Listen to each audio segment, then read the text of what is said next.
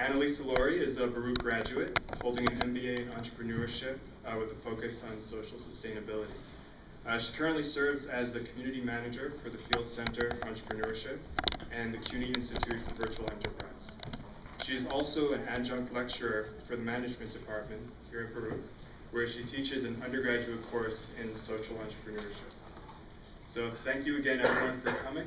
And Anelisa, the floor is yours. Great. Thank you. Thank you.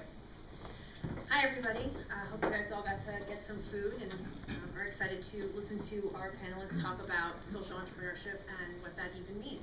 I first would like the panelists to describe their businesses and the mission that they have. Ladies first. Great. I'm Laura Smith. I run a company called Cup and Compass. We actually are trying to bring integrity to the dispensed beverage category, so bring integrity to the soda fountain.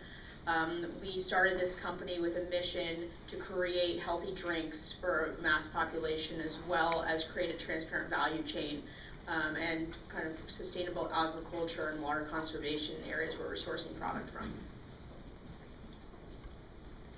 Hi everyone, my name is Ashok, Kamal, and I must say that I actually went to Baruch and graduated from this school just a couple years ago, and this was where I had my orientation in my MBA program and met my two partners who I co-founded Bennu with. They were also both board members with me on the SBC, and one of maybe the only thing we accomplished was getting that banner made out of recycled plastic bottles. So I feel like there's some bit of legacy that hopefully has carried forward. But my company Bennu is a green social media marketing company. So we use primarily game mechanics to promote sustainability, working with primarily large corporate clients, but also increasingly smaller, green technology startups. And as Laura mentioned, she's bringing integrity to the beverage industry. Well, what we're trying to do is bring fun to sustainability. Could you briefly talk about what inspired you to start your businesses? Should I introduce me? Sure, sorry. No, I can go on. I'm Anselm During. I'm the founder of Ecologic Solutions. We have corporate operations now in the Brooklyn Navy Yard. I'm a bit of an environmental entrepreneur, a bit of a serial environmental entrepreneur. Kind of started this company started this company out of my apartment in Brooklyn about 10 years ago. So we are a clean tech, B Corporation certified manufacturer, distributor of institutional grade green cleaning chemicals and technology now. Again, I emphasize institutional, meaning you can't go into Whole Foods and buy consumer products with our brand Ecologic on there, but yet Whole Foods in the entire Northeast uses our chemicals to clean and maintain their facilities. So, was that for that? And I'm sorry, the question? Oh, so what inspired you to start this business? My parents, probably foundationally. I mean, the way I was raised. Maybe I had that unique foundation of maybe combining what they brought home, how they would conserve whatever they use, or as kids they would bring us camping every year and say you're going to leave this campsite better than the way you found it. Went to business school at UMass and in Amherst, and came out thinking I wanted to change the world through music, and worked with my brother to found a couple green stores in Park Slope, Brooklyn, and then in Chelsea, Manhattan. They were like general environmental stores. You could buy anything from bedding to feminine care to pet food. No food outside of pet food, but hardware, stationery, cleaning products. Sorry. I don't usually have that problem, sorry. So from the stores, I was starting to focus on sustainable community-based operations as a business consultant.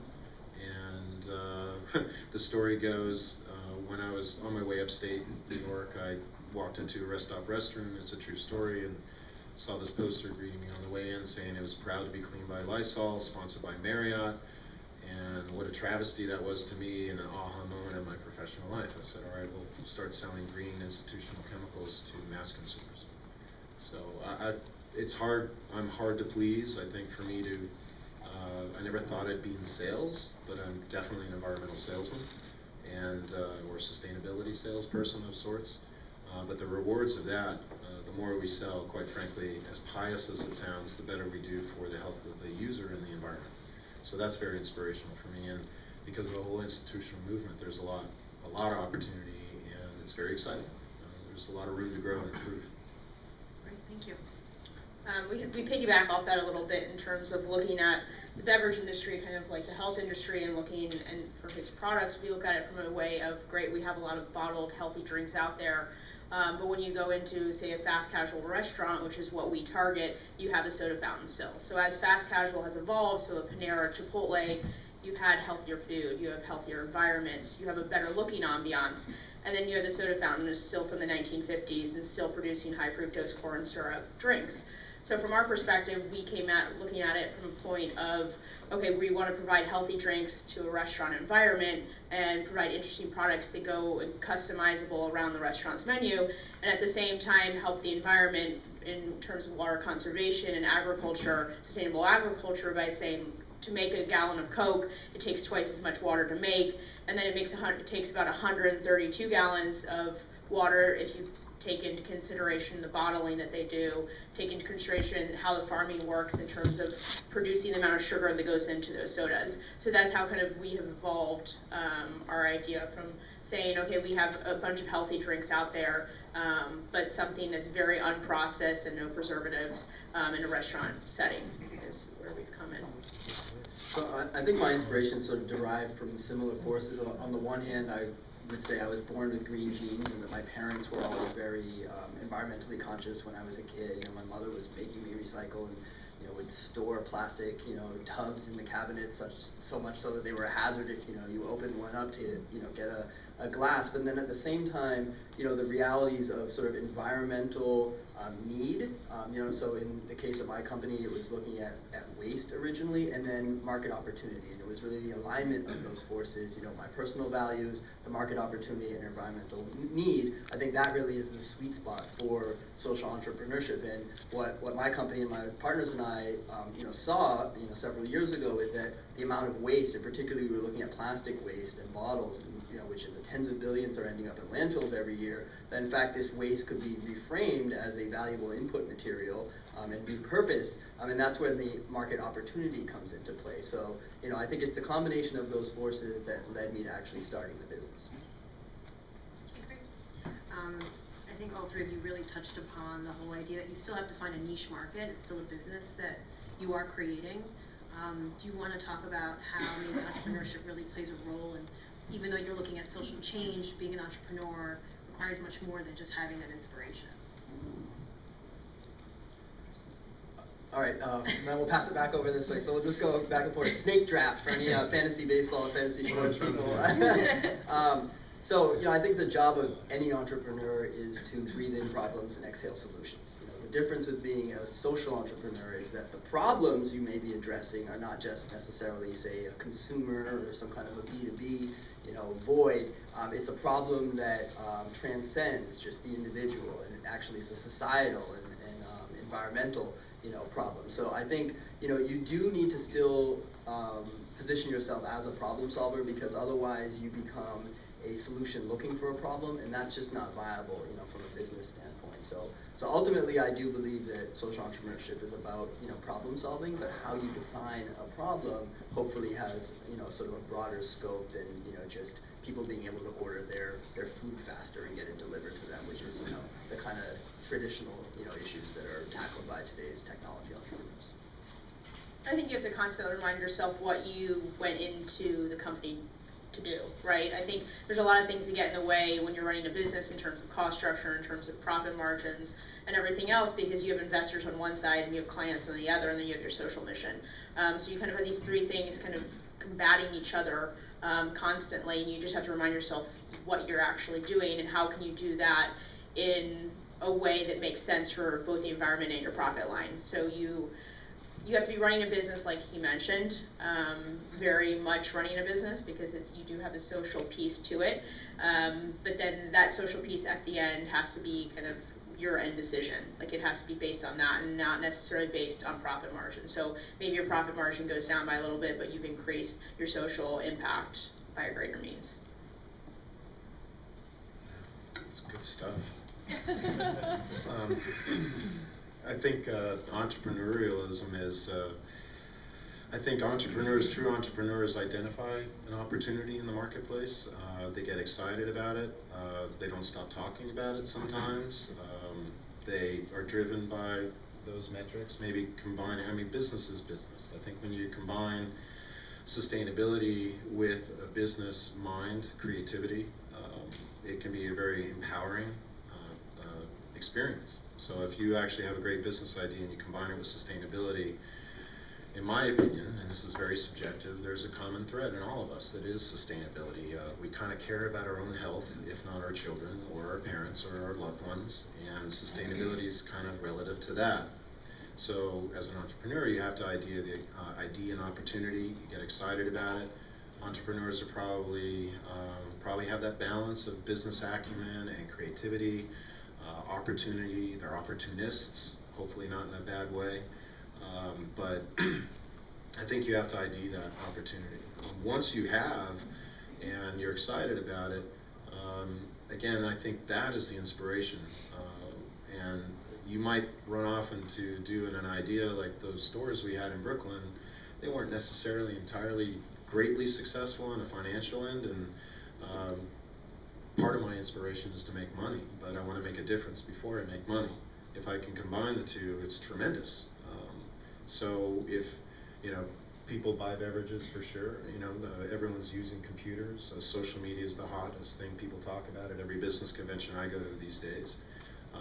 And you're IDing opportunities, I think, with what's gone on now around the world, in our country, the biggest consumer on the planet,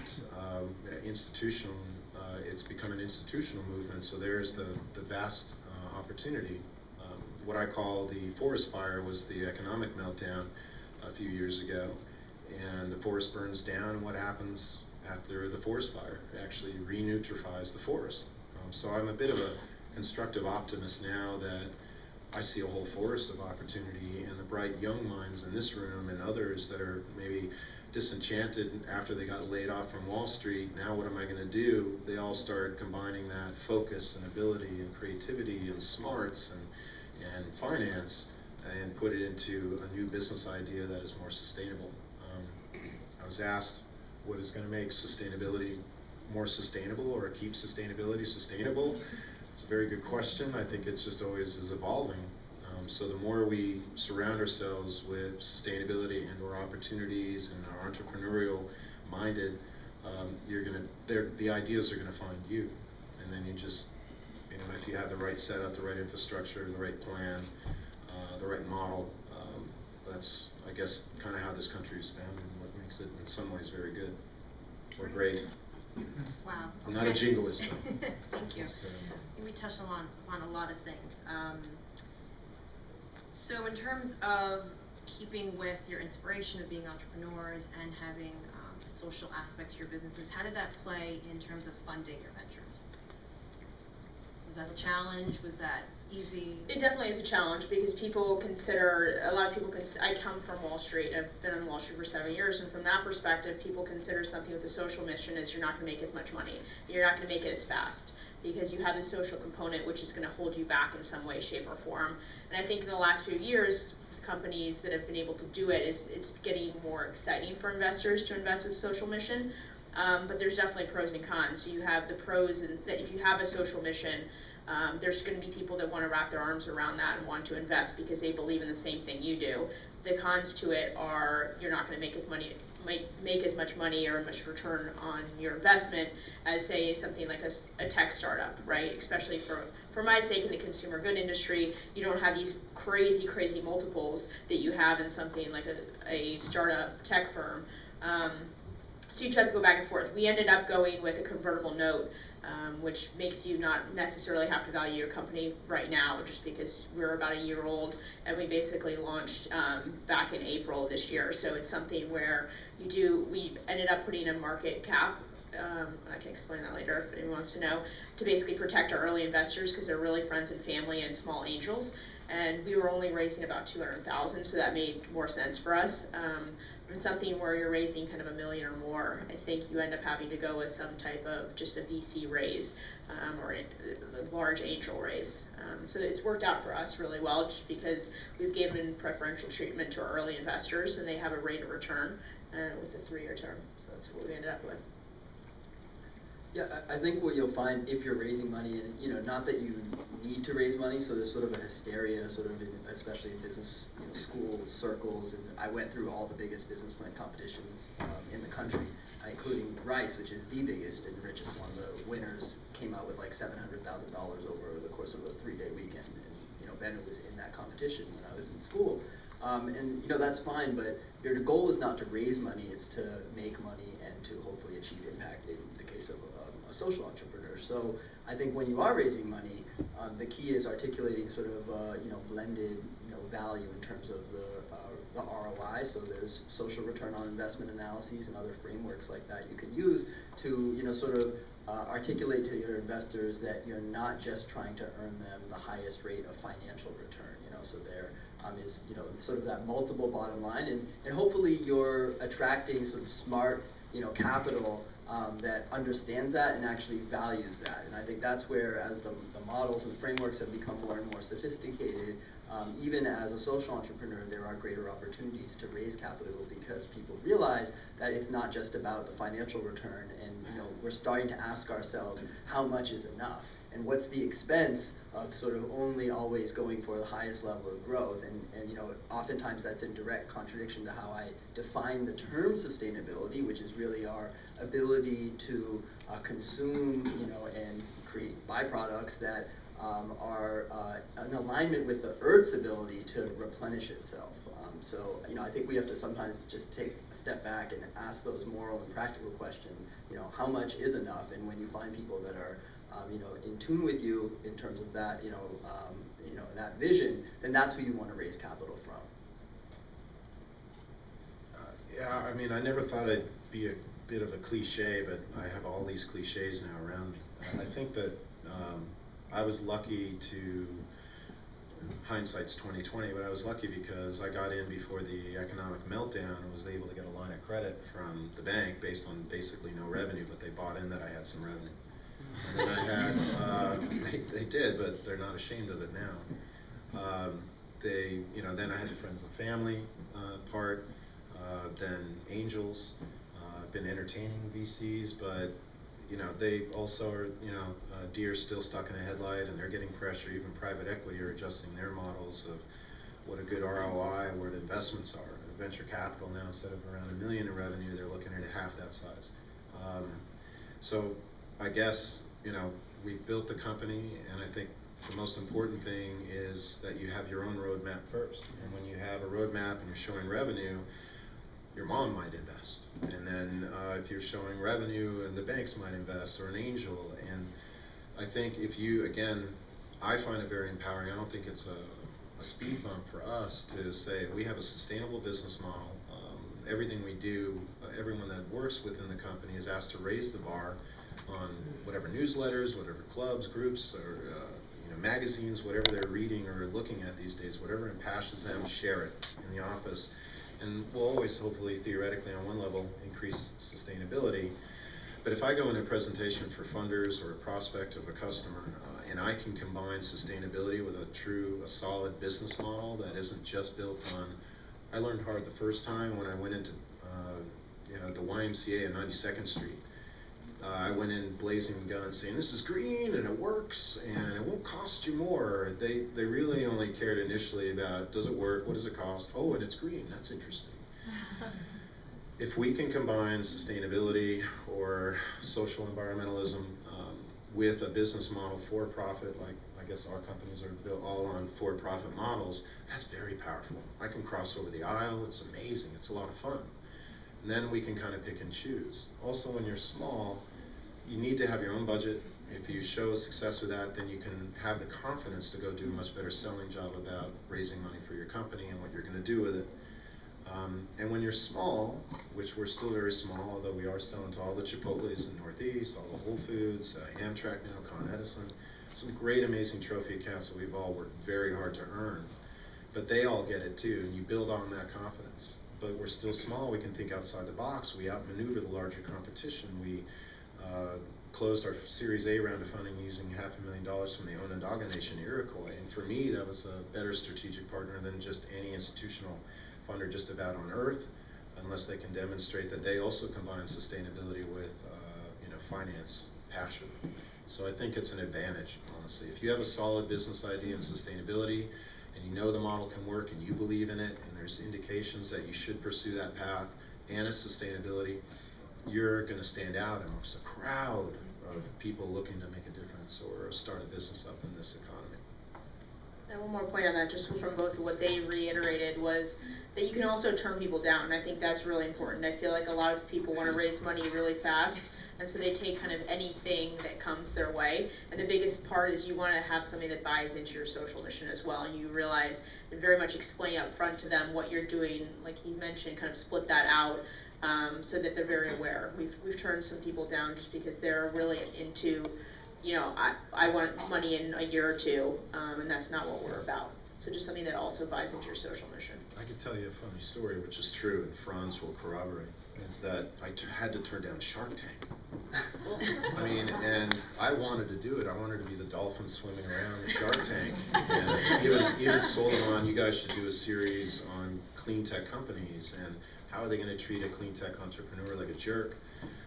But honestly, if they control the editing and ABC gets a piece and they get a commission, just overall it almost wasn't worth the millions of viewers, maybe in particular our institutional model.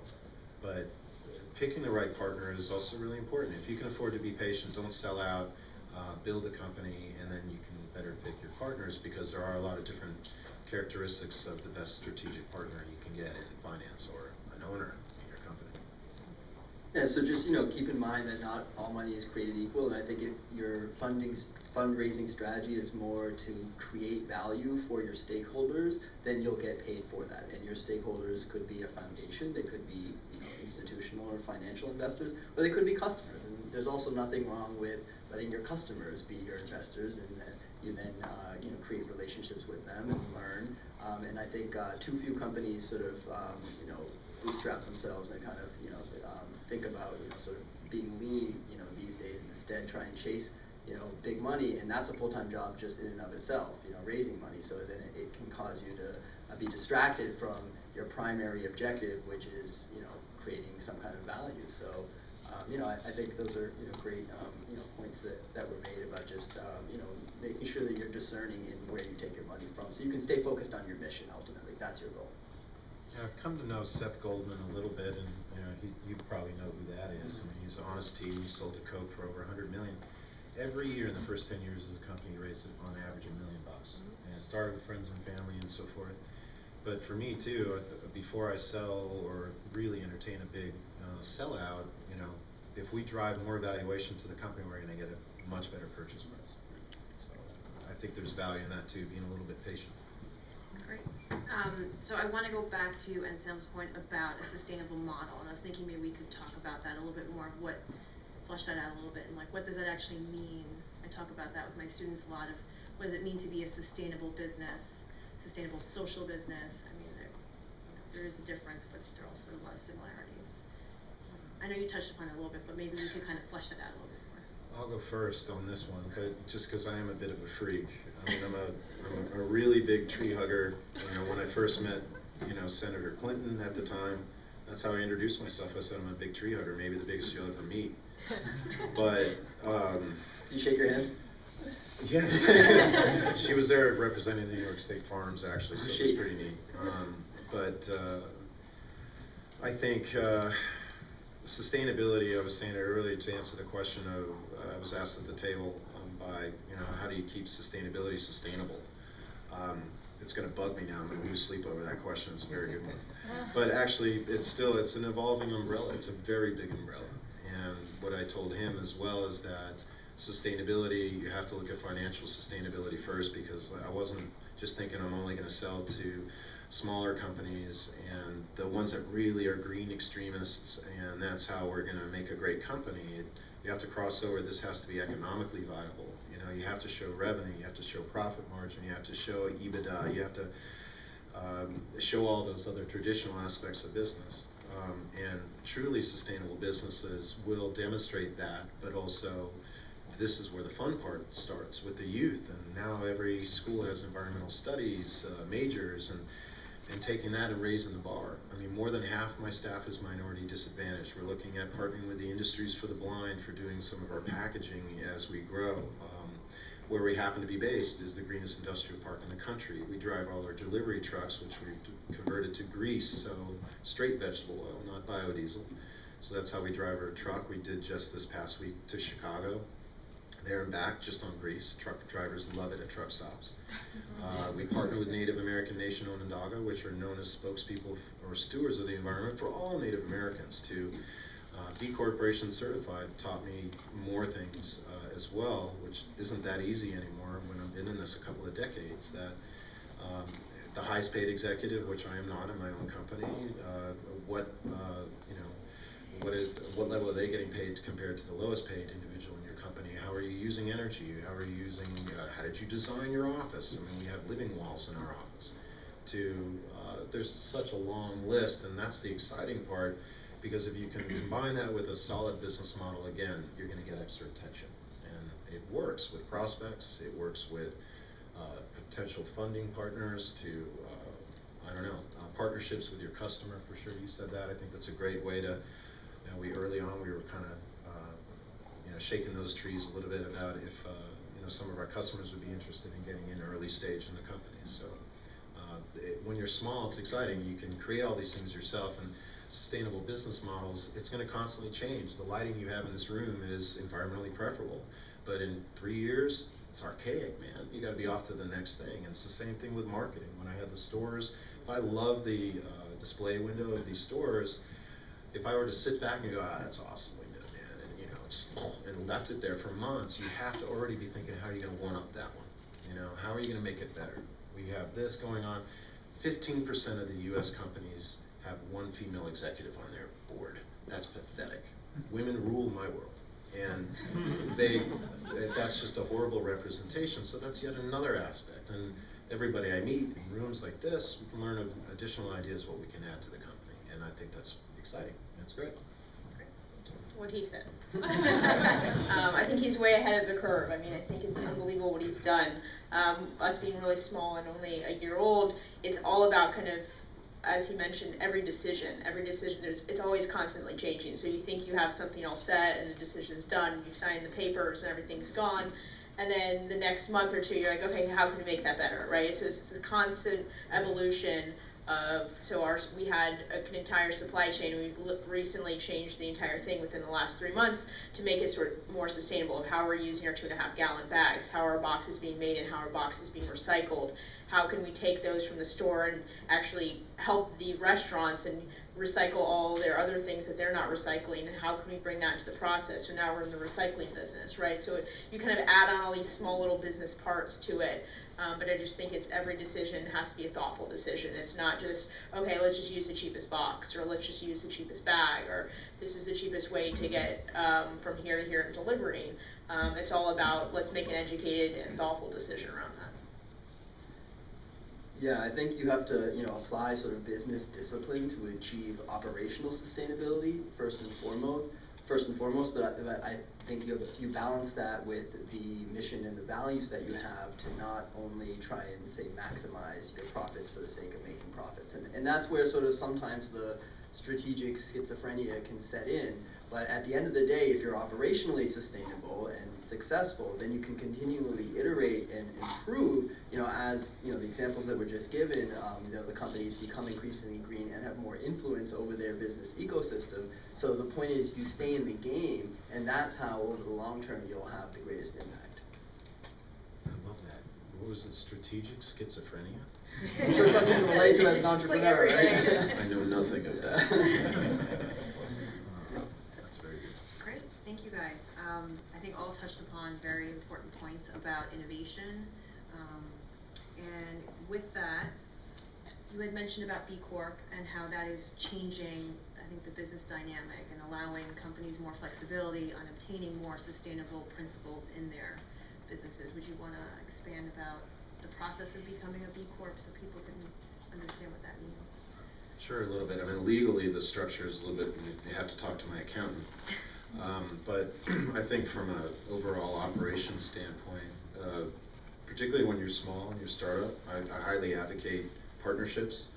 We love interns. We've had great interns. We're very lucky with that. It's a very exciting dynamic in the office these days, and it's a great experience for everybody. Every single person that walks through the door is charged with, another example of sustainability. If you choose to leave the company one day, we hope that the value or the experience you've had increases your market value when you leave the company.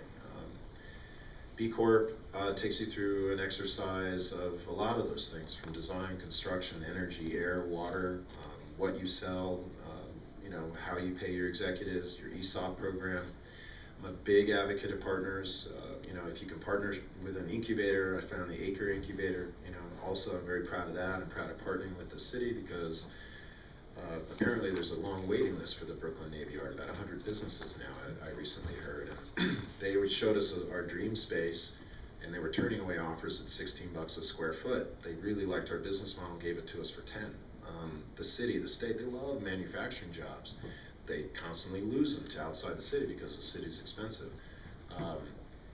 By partnering with different organizations, you can, interns or other social-minded or environmentally-minded groups, or I guess like steering committees or whatnot, where I've met some of my best friends in this green economy, if you will, like Action Karting and Green Apple Cleaners and other businesses like that that are awesome people, and they know people, and so on and so on. And you need it to get ahead as an early stage or startup.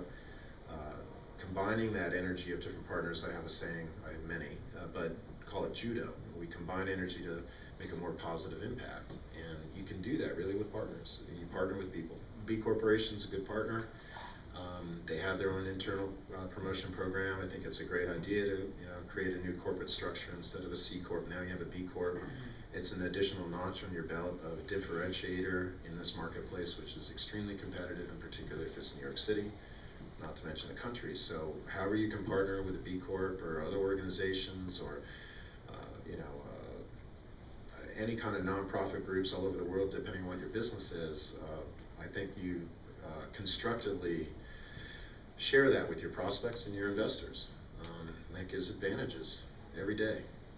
Every day. I mean, Amtrak on us, and they love that idea, and then you pitch them, say, internal, external PR campaigns are better for you guys if you partner with us, or if you use these type of products that are now better for you, and they like that messaging. So B Corp is a developing good partner. Do you think we're past the point now with consumers really seeing, like, believing the reason for being sustainable? Do you think they already get the idea that we all need to think about sustainability in everything that we do and everything that we consume? Are we past that point now, or is it still that basis of convincing people why sustainability in business is important? This is open to everybody, just kind of following up with what B Corp is all about and its purpose. I mean, I think that there certainly are shifting consumer preferences, and then I think there's also a greater emphasis on the benefits of sustainability internally with the enterprise, because of course every consumer is an employee, and every employee is a consumer, for the most part, unless you're totally off the grid. So, I think for sure that, with the growing number of certifications and, sort of frameworks, there is some level of confusion. I mean, that's where the B Corps of the world help to kind of help the consumer or the employee cut through the clutter and create some level of transparency, and that is important because people do definitely understand the need for having less environmental impact in our everyday decisions, but they don't necessarily know how to go down that path, and that's where some of these certifications and programs help create transparency and sort of a roadmap. I still think there's a way to go. I mean, I think we live on the East Coast or the West Coast. You're kind of in this little bubble where you think everybody knows about everything, and you care what's in your food, and you care where it's sourced from, and you care, it's super local. And then, I mean, I'm originally from Texas. You go back to Texas, and I mean, in Austin, yes, it's kind of that way in the local, but you go to Houston and people eat at Macaroni Grill and, you know, in all these different places, it's a totally different world, or middle America, and so we have to kind of remember that we're kind of in this small little bit of a universe, and that you have to still kind of constantly run up against those types of people and convince them that sustainability is the way to go. And I think we kind of have a long way to go in that route to get everyone involved. So I don't think it's done by any means. Yeah, it's a strange paradox. I mean, I know what you're saying. I think green has been diluted, but because it's such a catchphrase, but there's this strange dichotomy that with the economy and the stigmas of green means more expensive, it doesn't work as well. They roll their eyes. The director of sustainability is Xerox, and they've recycled enough paper. They're using less time, or whatever. Now I got to get turbines on my roof, and there's a 30-year payback. They roll their eyes. I think there's a lot of room to it, and it's. I think, again, the more you get other people within your organization, and it's an open book style of we encourage the next greatest ideas, it's going to constantly evolve. And there's a lot of room to go. There's a lot of work to do in the world of sustainability. So I think it's a great deal of opportunity still ahead of us. So following up on that, what do you think is the biggest challenge with scaling any sort of social impact, whether it be environmental, social? I know that's a kind of a loaded question, but I mean. I'm smiling because it's, you know, at our stage it's funding. You know, I'm that type of CEO that's willing to give up a pound of flesh, so to speak, to grow the movement more. You know, if we did this internally and only with self-funded, sure, we're going to have more equity, but I think the sooner we're the $6 billion men and women, the bigger, badder, stronger, faster, the better for really, you know, the earth and people. So for us, the challenges are more like there is that absolute dynamic of you need money to make money. If you have a good idea and you're patient a bit about it, you can definitely set up the right partners, and that is our challenge. I think the more people know about us, we have no shortage of leads whatsoever. We just have a shortage of more of us, and we're looking to create a small green army. So how do we do that? We can do it conservatively. The banks are still stuck, and you got to show a year of profit before we'll loan you anything these days. I think they're starting to loosen up a hair, but similarly, investors, they want a guarantee, you know, and they don't have those guarantees. But again, if you can spin them in a way that we have a great business model and we do this for humanity, so to speak, you will meet the right people. For us, yeah, just being at this early stage, I think it's definitely sourcing, and I think minimums is a huge issue, and that's where the partnerships comes in, right? So you create a partnership with people that believe in what you're doing, and they're going to build with you, and you're going to grow with you. For us, I mean, they want to deliver 44,000 pounds of organic cane sugar. I mean, I don't know where to put that, right? So it's things like that, or they want to deliver 10,000 bags. I mean, our storage unit is a normal storage unit, right? And it's not necessarily the price of the bags, it's just the quantity. And so developing these partnerships with people that are like-minded with you is how we're really growing right now, and especially with not only on the sourcing chain and on the kind of the operational front, but also with the restaurants. So we want to work with like-minded restaurants that want to be doing the same thing we're doing, right? We don't want to work with somebody that just wants, okay, yeah, it's great dispensed and it's a little, we want a little healthier than Minute Maid on the soda fountain, which is worse for you than Coke, by the way. But we want just lemonade, right? We don't care really what's in it. That's not who we're looking to be with. So kind of just creating those strong partnerships and growing from there. So my business is a little bit different because there's not really a hard product or, you know, hardware component, at least not nearly as strong. We're more software oriented, and, you know, therefore for us, while capital is still always an issue, I think the most difficult challenge to our scaling is having an educated population. And I do feel, again, as I said, that people instinctively, you know, do want to try and make smarter decisions for themselves, their families, and future generations, but that leap from their intent to their actions is still a chasm. You know, that's sort of what's sometimes referred to as the green gap. So, you know, we try and do a lot in terms of evangelizing the benefits of sustainability, whether it's to the individual and his or her health, or whether it's to the business and the competitive advantage that they can you know, create out of it. I spend a decent amount of my time writing articles, speaking at, you know, conferences, just talking to people. I'm really just trying to, again, promote, this idea of why sustainability is good for business and good for people in general, because I think that ultimately is one of the greatest hurdles that we have to overcome. And I look forward to a day when sustainability won't be seen sort of as a niche function. It will be just sort of the everyday way that we do business and we live our lives. We have a long way to go to get to that point, but I think it's through education that we'll make that transition. Yeah, I agree. I mean, we're totally educators. I mean, most people are like, if it ain't broke, why fix it? And then you kind of, it came up earlier that, you identify a problem. How did you call it? Identify a problem. I never wanted to be that critical guy without a solution. So it's probably part of why we named the company, or I named the company Solutions, or Ecologic Solutions. It's one thing to say, hey, you're using way too many watts, and all right, I'll see you. I mean, if you give them, if you idea an issue, and you give them intel or education and empower them with knowledge, then they actually make a change. They're empowered, we're empowered. It's kumbaya. I mean, if you ID an issue and you say, here's how you can improve, here's the map how to get there, they're going to remember that as opposed to just a salesperson who wants to make some money off of your account, your business. Continuing on the idea about scaling and impact, as you guys were talking, I was thinking about how you mentioned Honest Tea, how that got bought up by Coke. Just thinking about these big traditional companies, how they buy out other companies, like Stonyfield was bought out by Dannon. Tyson, let's go straight to the jugular. Or when Jeffrey Hollander decided to sell 7th Generation products to Walmart. What are your thoughts about that? Is that, according to Jeffrey Hollander, he would say that he was able to scale his product to the masses by partnering with somebody who he thought was the devil beforehand, being Walmart. Do we agree with that? Do we think that's the best way at this point to really scale change and create social innovation within a very huge consumer market industry? I think it's a case by case, and your leadership needs to make that determination. It's like me saying what another person should be eating, for their own, benefit. I mean, I have my personal views, but it's really a case by case. And Jeff Hollander's example, I'm not sure in retrospect how he feels, since he now was basically pushed out of 7th Generation, the company that he founded, and seems to, from what I can tell, not be particularly pleased with the outcome. So the bottom line is, I think that there are consequences to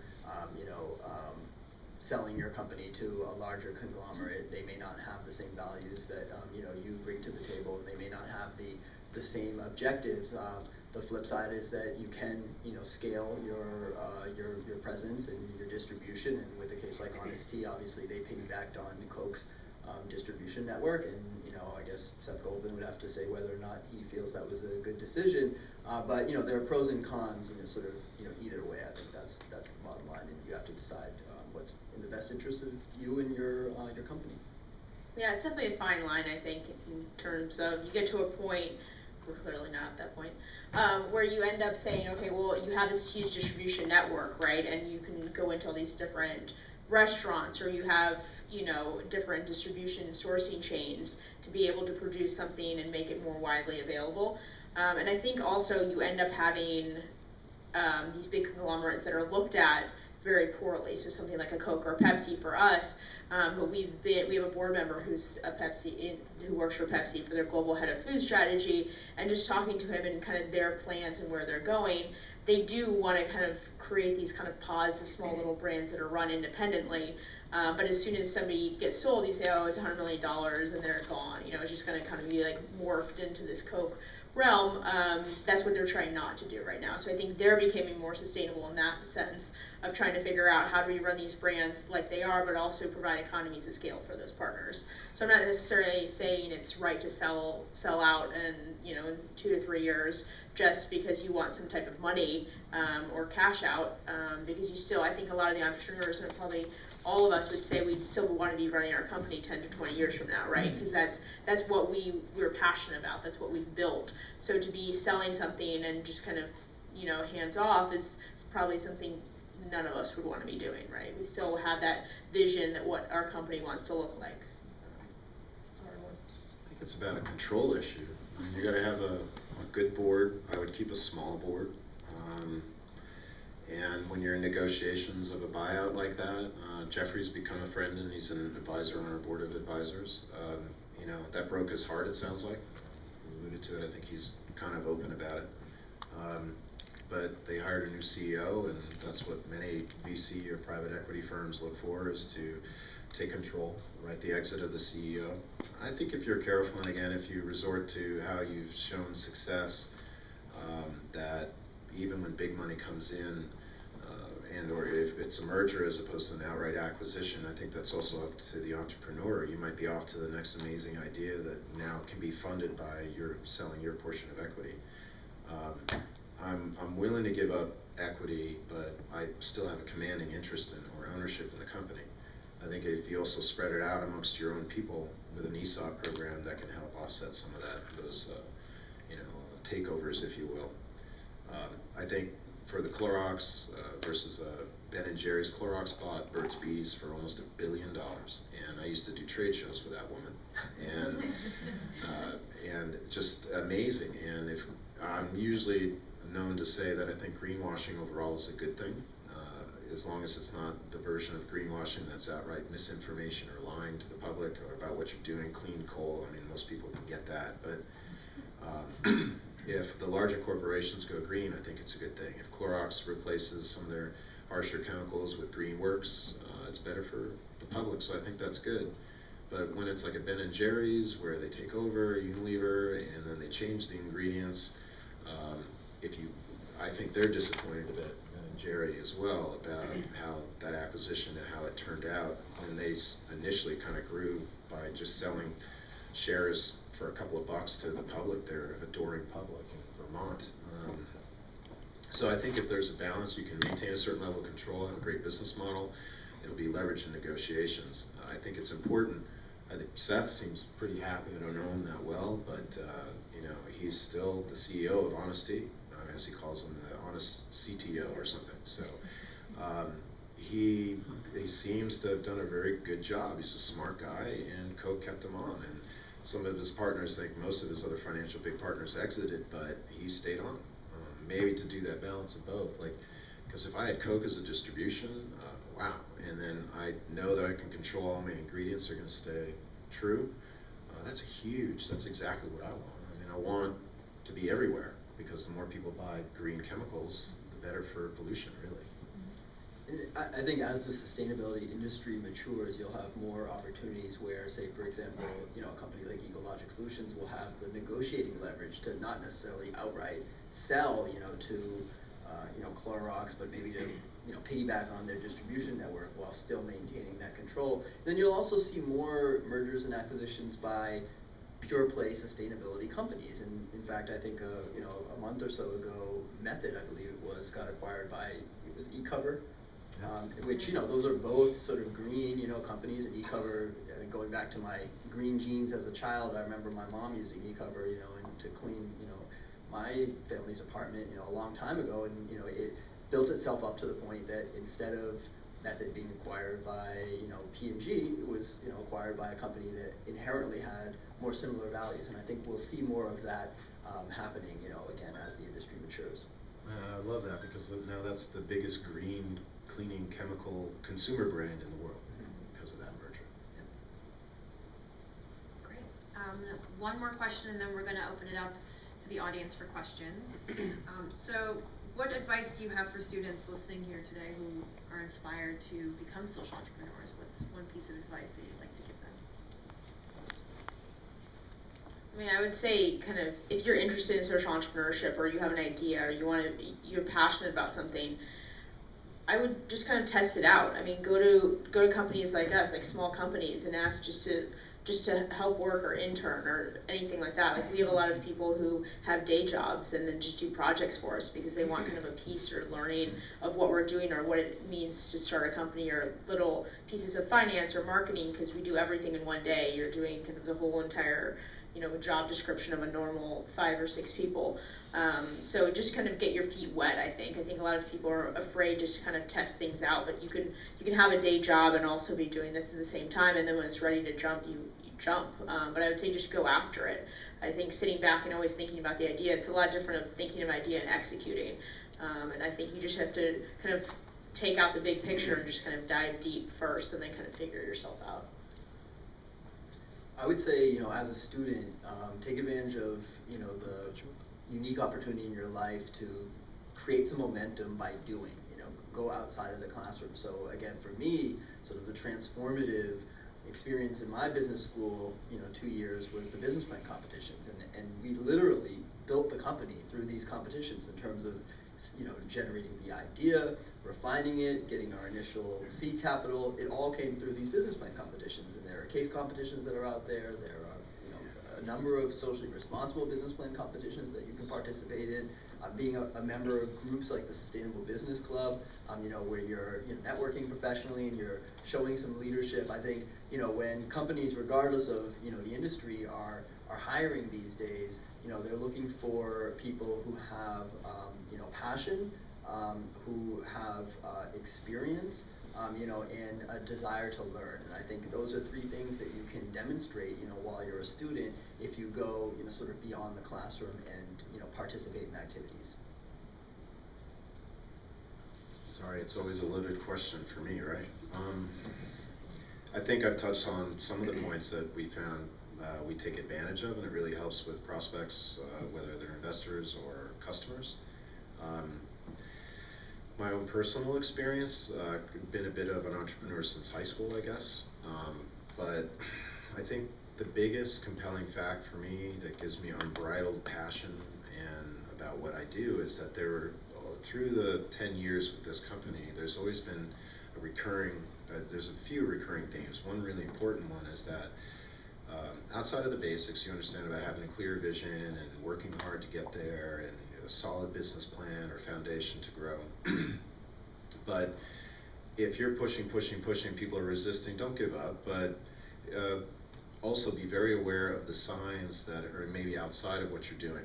There's things that kept happening with this company and this vision to get from the apartment, out of my own apartment stage to, you know, into public companies. And there's a recurring theme that's like, wow, it was meant to happen. This is, I don't know how I'm gonna pay my personal bills, and all of a sudden something happens. And it continually does that over time, you know, still today. There's things that happen, so be very aware that if there's somebody trying to tell you something and it's not your mother or your cousin or your uncle or friends in the industry, there are things that happen in business that should remind you that you're on the right track. Because we also have another rule, the 5 Ps, as I call it, is patience, persistence, perseverance, don't be a pest, pay off. So if you can also be aware of the signs out there and you have a clear vision, and it's happening, I think that would be my most important advice for entrepreneurs, outside of the partnering with different organizations or friends or people with experience. There's a lot of different unique ways to do it, but for entrepreneurs, you have to have that clear vision and then pursue it, and also be aware that if it's not working, it doesn't mean you're gonna take your last breath. You're on to the next thing.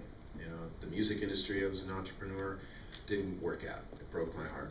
But, you know, we learn most from our failures, honestly. It is true. I have all these cliches now. And, you know, I learned more from those failures than I certainly did in college, no offense to the professors. But life experience is very empowering. So I've learned a lot through businesses that succeeded a little bit and then failed. That's been my best teacher. So it's okay to fail and just be off to the next thing, and it strengthens you for sure. Don't be dissuaded by ups and downs, because 1 hour you can be like, great, amazing, life is awesome, and the next 15 minutes, oh my god, why am I doing this? This is crazy. It just goes like this. It's never constant. There's never a day where it's like, this is the best day of my life. It's always a roller coaster. So don't be dissuaded by that. Yeah, it's a cycle for sure. Great, thank you guys. I'm going to open it up for questions now. If anybody would like to ask our panel. Yep. Just make sure you speak up so we can hear. How you doing? I'm Alex. Thank you very much for coming here. My question is relating to raising money and seeking people to help you raise money. I know every time you go into negotiation, you're on the side of the table where the other person knows that you have a small business and you need to generate money and you need their money. So what kind of preparation do you do or undergo before you go into this meeting, and what's your kind of strongest bargaining power in this meeting? I think it's different for every investor, just because I think doing research on them and knowing them is biggest point. Number one, we've walked into meetings before, we've had a connection, you know, we haven't done really enough research, and not knowing where they're coming from and not knowing the questions they're going to ask, versus if you know their background. So say they worked on Wall Street, you know exactly what questions they're going to ask, right? You know they're going to want to know all your financials, they're going to want to walk through every single line item of it and ask you about it, versus somebody that's like your aunt's friend is more going to be about the passion and what you're doing, and kind of, oh, we just got on a tasting table, or we have the head of PepsiCo on our board, or like stuff like that that's more social aspect, so kind of gearing towards that investor, but you can never be ready for some of the questions they ask. And I think the biggest point is just don't make anything up. A lot of the meetings when we first went in, it was really about, we have to answer every single question that they have, and we have to know everything because it's our business, right? Versus just being patient, just saying, look, we'll get back to you on that, let's do some calculations on our side and come back to you. They appreciate it more, you can provide more insight into it.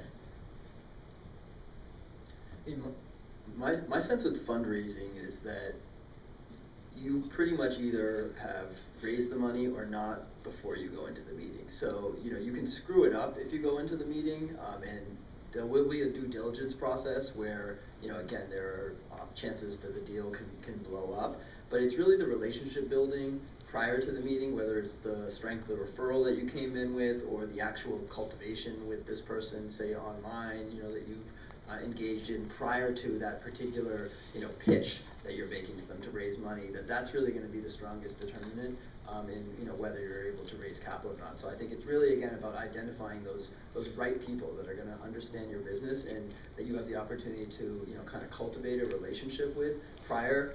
You know, VCs are so overwhelmed, you know, and again, I'm not necessarily an advocate of raising VC funding unless you really, you know, need to. But the reality is they only fund a small fraction of the deals that they see over the course of the year. And, you know, most likely that won't be you, just statistically speaking. So, you know, I think, you know, finding the right, you know, partners and seeing your investors as partners, in much the same way that you'll spend a lot of time recruiting your, you know, employees, I think that's really the most important aspect of fundraising. Yeah, you should be interviewing them too, not them interviewing just you. You have to figure out who they are and if you want them as well. I mean, how many are you are not business school students? What students are you if you're not? I mean, I'm just curious. I'm not giving you a hard time. Just interested in sustainability along those lines in those world. All right. Well, I think that I'm a little bit different in that I've been saying kind of the pitch for a long time. So the pitch almost doesn't change. You do customize it to your audience a little bit, but you know, to have that consistent, have it figured out before you go in there. You know, you have answers for the most part. You've thought about it more than they have, that's for sure. They're going to ask you basic questions that you've read about in your textbooks or you've experienced already. I don't think most of you are going to go off and get seed capital from VC anyway, unless you're a tech company, and tech companies are a little bit easier, there's more of them. I would think the best advice I could give you is have that clear message, be, you know, confident. No one is more confident than yourself, and be totally comfortable with walking away. If you actually come across that way too, you know how it works. When you have that kind of confidence, you end up being more like the honey. And I can't tell you how many times I would be in meetings with some guy very full of himself and very maybe successful at modeling, but not understanding how to build a business brick and mortar. And I'd be sitting there, I'm interested, somebody introduced us, and we'll be talking, and they're like, I don't understand, why is Onondaga Nation Native Americans, why is that a good partner? And I would explain it, and it's like, I still don't get it, why are they a good partner? And I would explain it again, they still didn't get it, said, I gotta go. You know, it's okay, it is, you know, if you're gonna build a company from a seed, you know, from the ground up, you're gonna go after individuals first anyway. And you should still have that figured out. It's almost like your trial exercise to get into the bigger room. And once you're there, you already have most of the story told and the passion, and they're mainly investing probably in you. If you have a solid business idea, business is business. You know, there's a lot of very similar, a lot of overlaps probably in my opinion about any business. And you've been through that, you've been taught it, you've experienced it, have that set and done, but also be okay to walk away. If they're not the right partner, you know, you've got an agenda too. There's so many investors out there, and they don't know what they're doing with their money anymore. They really don't. So if you have a good idea, you can reach across the aisle. You got all these different leverage points. Next, if they're not in, and it's okay. Are they a suspect or are they a prospect? And I think also it becomes a bit of an acid test for you as an entrepreneur, in that, look, if you're not raising the lofty sums of money that you envision, well, are you still really committed to the business and continuing to make progress and generate traction, while you're pursuing, sort of that, the capital. And I think that's part of the reason too that a lot of investors will not sort of invest, on the spot or, in the initial meetings, is they want to see, are you really serious about this? And as long as you continue to make progress and communicate, that's what I mean by sort of cultivating the relationships with them, then you're more likely to raise money and you'll do it on better terms. And be careful. Don't spend the lifetime, in my opinion, don't spend the lifetime of your business as the CEO, the founder, whatever, rewriting the business plan because of the next person you met was like, wow, they were really impressive, they had a yacht, or whatever. It's like, they said to do this. I've known too many people that have just spent the life of their business rewriting the business plan. And you will go out of business because the lawyer fees or the time it takes when you could be out there. You know what I control more? Selling. Than to meet that right two-pager, 2 or 3 pager. They can be updated if you want, but I mean, our business plan is completely outdated, and it's only been a year. Get in, get out. Yeah. Be a green. So when people ask for a business plan, you give them a 2-pager. And they're very happy. Yeah. The truth is they only read 2 pages anyway. It's an Exactly. executive summary and like They a didn't know quick it was glance at only the 2 financials pages. in the back, so you save yourself a lot of time.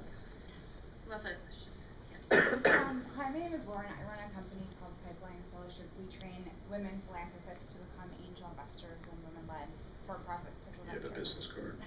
And I was wondering, it sounds like the 3 of you have all raised capital from outside investors, and as a company with a social mission, what types of provisions or structures did you have in place to help preserve the mission as you brought in investors?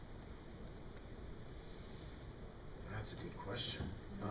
What provisions did I have in place prior to making those meetings and so forth to protect the company from? Board stuff, just kind of what. Well, again, there's those standard documents. I mean, you should have a board, okay, and they are not on the board yet. So it's really the board that helps you make executive decisions legally as well. So if you're getting to that point and somebody wants to put in $500,000 for 10% of your company, I'm not on Shark Tank right now. They would beat me up for more. But again, you have confidence in it. You know what the valuation is. Valuations are projections. Projections are projections. So ideally, you're looking for the right partner. You're interviewing them too. How are you going to bring strategic value into my company? Business development, business acumen.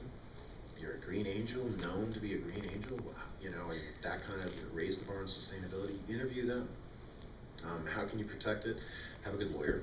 It took me 3 lawyers to find the right one. They usually were like, hey, they would go to the other lawyer in the firm and get their advice and then write the same paper. Then I would go to them and they would be getting advice. They regurgitate a lot of information, lawyers.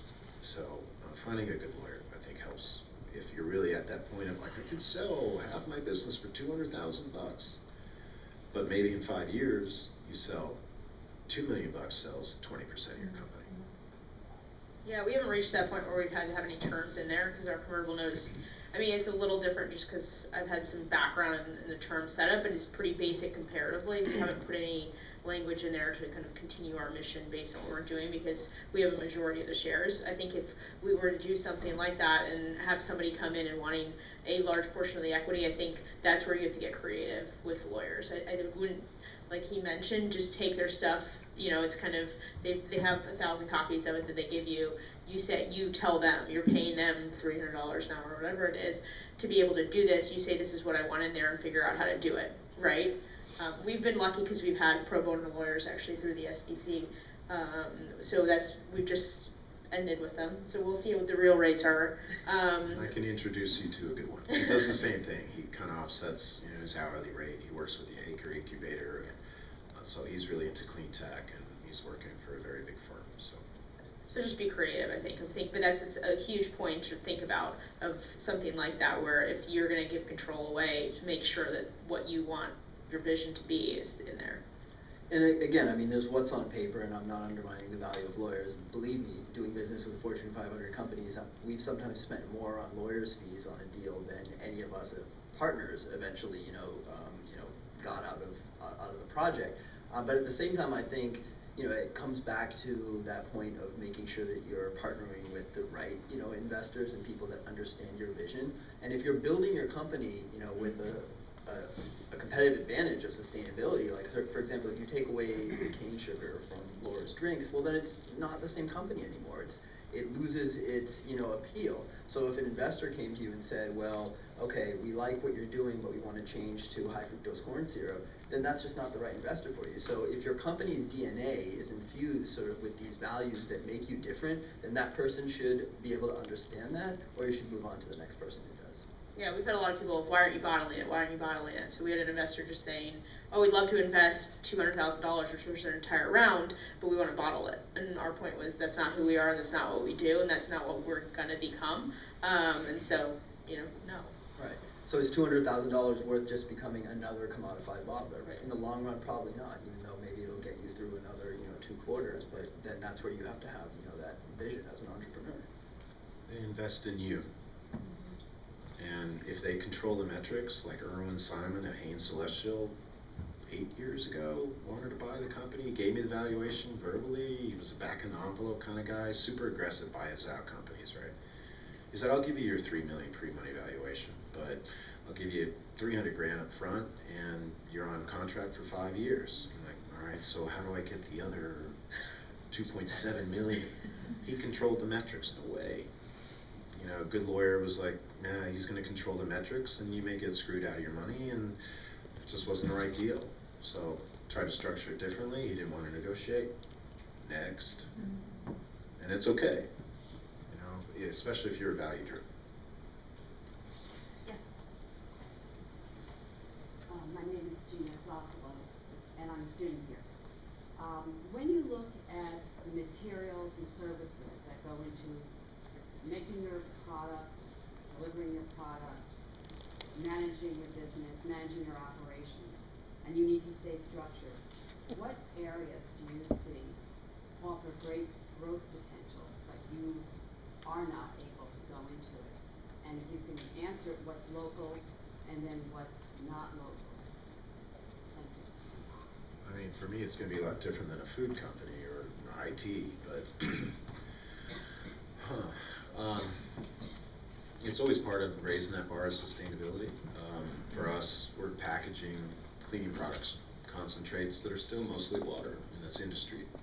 But I think it's important, hopefully this answers your question a little bit, that at least from our perspective as a company, part of our use of funds or our round of funding is always towards R&D.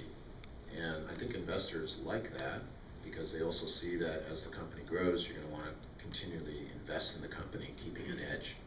So make sure you have some money appropriated towards R&D. We have ideas for the next and latest and greatest in zero waste packaging. It exists. So, but I don't have the funding internally to do it. And that's part of our use of funds for 1.6 million in this next round. The portion of it's R&D. Always, every year, it'll be in the budget. I think smaller, I think R&D is super important for us as well. We don't have funding for it, so we actually use master's students to do internships and kind of develop stuff for us, which gives them a chance to we're doing a project with more of mechanical engineering because we actually create dispensers for these stores and doing some type of inventory management system on that. So just creating some type, kind of free labor, if you will, it gives them experiences and it gives us a huge amount of opportunity. And partner with your customers and your vendors. I was just doing a trade show last week in Chicago, and a $100 million a year company that still behaves as a small business, great people.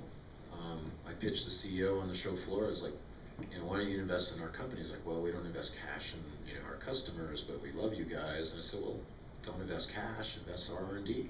You can help us with R&D projects, and they're an equipment manufacturing company. So he really liked that idea. You can appropriate, and again, think creatively as a small business. Partner with your customer and or your vendor. If you're growing your business and you say, hey, I've got a software and Yahoo's interested, or Coke's interested, or my ingredient provider sells ingredients to so many other companies, if they buy in almost as an investor to your concept and they give you a value, then they're more willing maybe to partner with you to create the next best soft drink. Can I call it a soft drink? Non-carbonated Excuse drink. me. So partner with them, think outside the box. Other questions? Yes. I have a question. As I see the world of retail switching from, let's say, like big stores like say Walmart and so on, to more of Amazon and eBay type distribution, what is the best way to implement green technology into that process of shipping and everything else that's involved in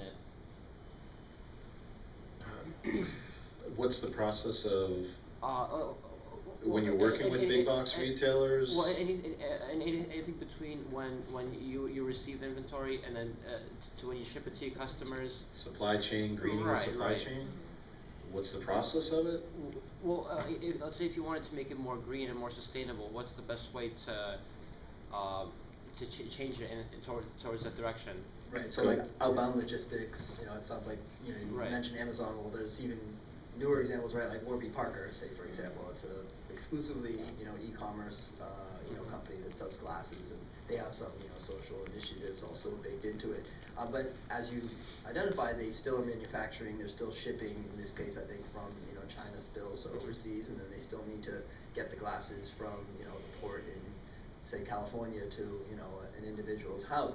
Well, I think there's still a lot of work to be done in greening logistics. So at a large company level, UPS and FedEx, they have started to incorporate more alternative fuel into their fleet, and take other measures like that.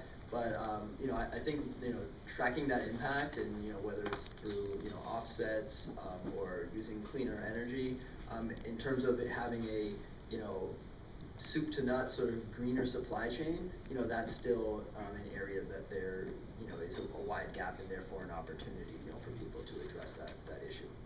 Yeah, I think it totally depends on the business and what you're talking about in terms of what product you're supplying.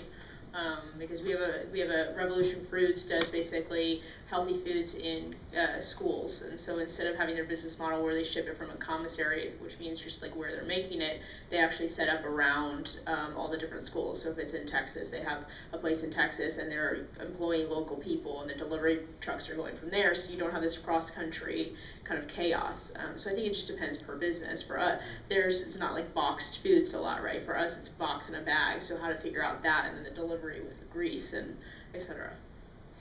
I love the veggie vehicle. Not everyone's going to convert their diesel trucks to run off a pure waste vegetable oil, I guarantee you that, especially with warranties and so forth. You can get warranties maybe with biodiesel, but I think you should take them through an application process, your vendors, and ask the question, because most people are just unaware, generally still. So if you ask the question, then they have to come up with an answer, and maybe it'll jog their memory or give them an idea, empowering them to help green the supply chain. And that can come in various forms, like UPS and FedEx are starting to do plugins. Some of their parking lots, they're using some green roofs to offset heat island effect, things like this. So there's a way of doing it, but if you can, almost like visit B Corp too, I think some of the questions that are asked there raise the bar on me. I'm the biggest tree hugger I know outside of my sister, and it's not common that somebody will ask me a series of questions, and some of them I'm like, whoa, what a great idea, we need to do that. So I think if you have your own application process, as the customer, the vendor typically will listen. In particular, as you grow, they're going to want your business just by asking the question. I believe it happened in Germany back in the early days when I was doing this. Big manufacturers, like CDs was the favorite thing. They had environmental police. So they said all the retailers had to, remember this, I don't know, I'm older than just about everybody in here, but if the CD packs used to, when they first came out, were in these long packs. So in Germany, they said you have to send back all excess packaging to the manufacturer. All these small independents, which is, I don't know, 70% of the GNP of this country, right? They all started crying to the manufacturer saying, this is costing me money, you gotta change the packaging, man. And so all the manufacturers shrunk the packaging. because the customer was ultimately upset that they had to pay to return the packaging, force the manufacturers, the suppliers to change. I think, again, communicate have a good map, a roadmap of what you want in your green supply chain, whatever your business is. And ours is we'd like to grow sustainably locally, so we won't have one manufacturing plant for the whole country. We'll do it in urban centers, hire locally, ship locally, and it's also usually part of our presentation, whether it's for a prospect or a funder. That's how we want to grow the company. I think we have time for one more question. Yes. Hey, how's it going, everybody? My name is Jamal. I have a question for Laura. I was reading about Cup and Compass. I'm actually in the process of getting together my own shop right now, and this is the direction that I'm actually leaning towards. I see that you have, I'm not sure how the amount of different flavors you have within the company right now that you're giving out, but are you guys, for one, I think it's a genius idea because of the direction of the beverage consumption that where the country or the government is trying to control right now.